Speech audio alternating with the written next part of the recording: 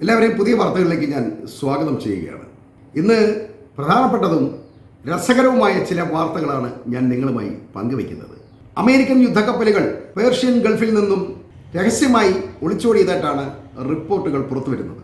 റമദാൻ മുതലുള്ള കാലയളവിൽ ഇറാനും അമേരിക്കയുമായി മിഡിൽ ഈസ്റ്റിൽ തുടർന്ന് വരുന്ന യുദ്ധത്തിന് ഇപ്പോൾ ഏതാണ്ട് ഇടവേളയുടെ സമയമാണുള്ളത്. ഇവർ തമ്മിൽ പരസ്പരം അടിക്കുന്നൊന്നുമില്ല.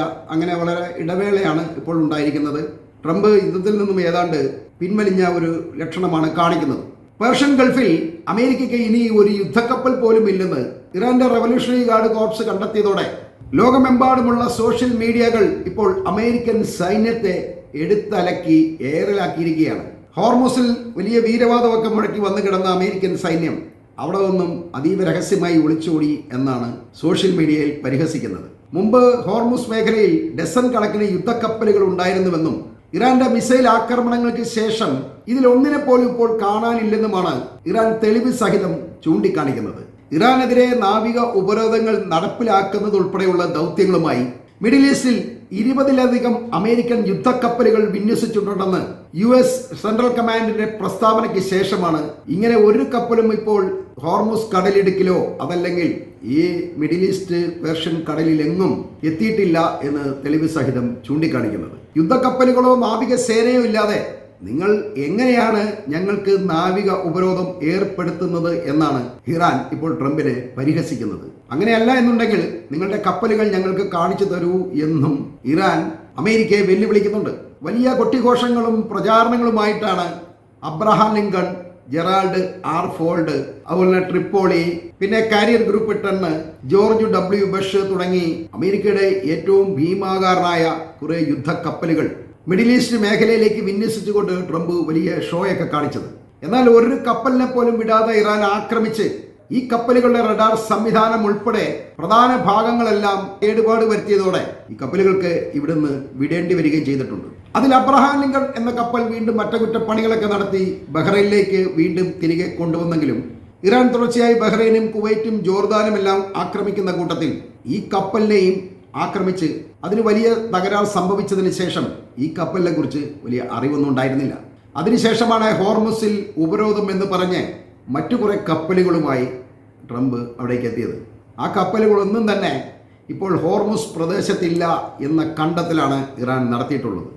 ഈ കപ്പലുകൾ എപ്പോൾ തിരിച്ചു പോയെന്നോ എങ്ങനെ പോയെന്നോ ആർക്കും അറിയില്ല എന്നുള്ളതാണ് ഇതിലെ വസ്തുത. തന്നെയുമല്ല, ഇറാന്റെ ആക്രമണങ്ങളിൽ ഇതിൽ ചില കപ്പലുകൾക്ക് തകരാർ സംഭവിച്ചതായും നേരത്തെ റിപ്പോർട്ടുകൾ വന്നിരുന്നു. തന്നെയുമല്ല, ഈ കപ്പലുകളിൽ ചിലത് മുങ്ങിയിട്ടുണ്ടാവാമെന്നും ബാക്കിയുള്ളവ ആക്രമണം ഭയന്ന് തിരിച്ചു പോയിട്ടുണ്ടാവാം എന്നുമാണ് ഇറാൻ അവകാശപ്പെടുന്നത്.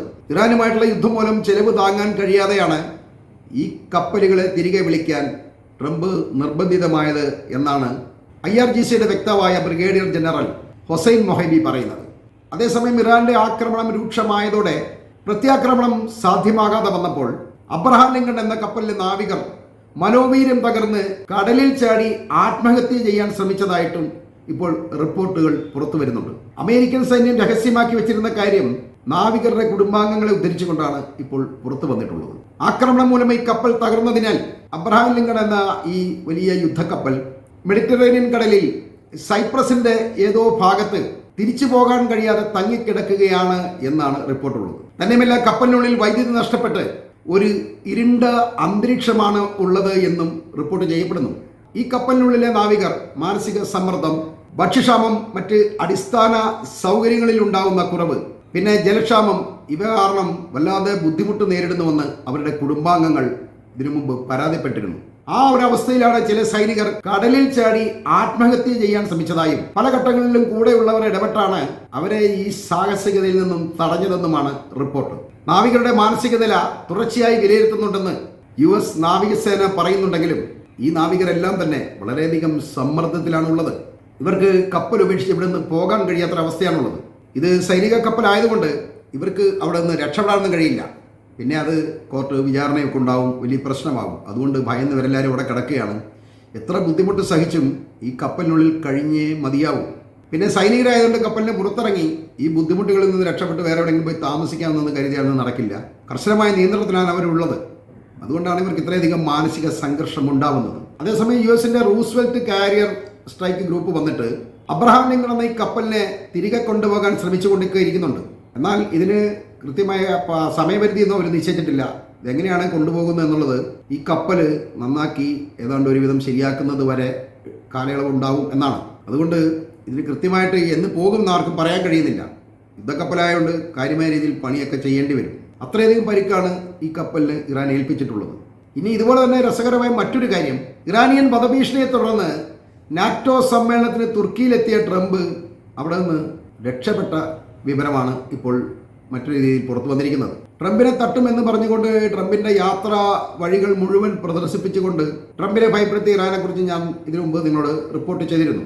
ഈ ഭീഷണിക്ക് ശേഷം തുർക്കിയിൽ നാറ്റോ സമ്മേളനത്തിന് എയർഫോഴ്സ് വിമാനത്തിൽ വലിയ ഹീറോയെ പോലെ വന്നിറങ്ങിയ ട്രംപ് തിരിച്ചു പോയത് അതീവ രഹസ്യമായിട്ട് അമേരിക്കയുടെ ഒരു ചരക്ക് വിമാനത്തിൽ ലഗേജിനുള്ളിൽ ഒളിച്ചിരുന്നാണ് എന്ന റിപ്പോർട്ടാണ് കഴിഞ്ഞ ദിവസം പുറത്തു വന്നിരിക്കുന്നത്. ഇത് ട്രംപിന് വലിയ നാണക്കേടാണ് ഉണ്ടാക്കിയിരിക്കുന്നത്.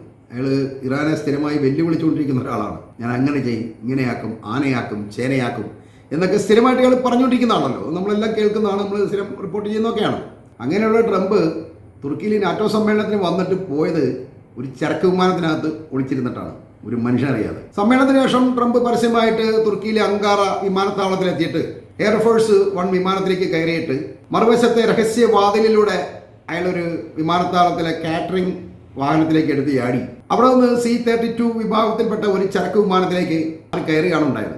അവിടെ വിളിച്ചിട്ട് അങ്ങനെ അതിൽ വിളിച്ചാണ് ഇയാൾ ഇവിടെ നിന്ന് രക്ഷപ്പെട്ടത് തുർക്കിയിൽ നിന്നും. അല്ലെങ്കിൽ ഈ മിഡിൽ ഈസ്റ്റ് മേഖലയിൽ എവിടെയെങ്കിലും വിട്ട് ഈ വിമാനത്തെ ഇറാൻ അടിച്ച് തറയിലിടുമെന്ന് ഭയന്നിട്ട് ഇയാൾ മറ്റൊരു ചരക്ക് വിമാനത്തിലാണ് യാത്ര ചെയ്തത്. പ്രസിഡന്റിനൊപ്പം യാത്ര ചെയ്ത മാധ്യമ പ്രവർത്തകർ പോലും എയർഫോഴ്സ് 1-ൽ ട്രംപ് ഉണ്ടാകും എന്നാണ് കരുതിയിരുന്നത്. എന്നാൽ ചരക്ക് വിമാനം നേരെ ലണ്ടനിൽ എത്തിയ ശേഷം പിന്നാലെ വന്ന എയർഫോഴ്സ് 1-ന്റെ വിമാനത്തിലേക്ക് അയാൾ മാറിക്കയറുകയാണ് ഉണ്ടായത്. എന്നിട്ടാണ് വലിയ ഹീറോ പോലെ അമേരിക്കയിലേക്ക് ചെന്നിറങ്ങിയത്. എന്താണ് ചിന്തിച്ചു നോക്കണം. ഒരു അമേരിക്കൻ പ്രസിഡന്റിന്റെ അവസ്ഥയാണിത്. ട്രംപിന് ഇറാനെ അത്രയധികം ഭയമാണ്. അവർ എന്തും ചെയ്യും എന്ന ഒരു ധാരണ ട്രംപിന്റെ ഉള്ളിൽ വല്ലാതെ ഉണ്ടായിട്ടുണ്ട്.